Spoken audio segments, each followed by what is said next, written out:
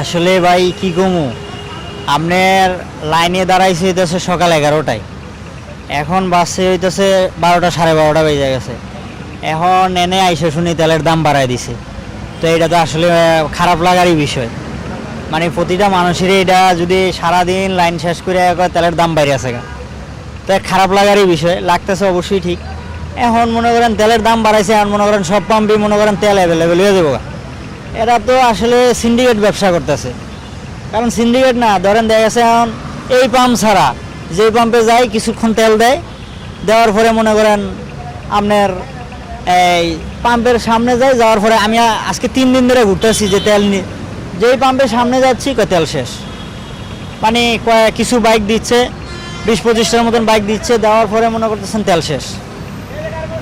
এই হইতেছে পরিস্থিতি। এখন মনে করেন এখন আবার এই যে 12টার পর বলতেছে তেলের দাম বাড়ায় দিছে, এখন তো আর কি করার, এখন তো আমরা বাধ্যতামূলক পরিস্থিতির শিকার আমরা ভাই।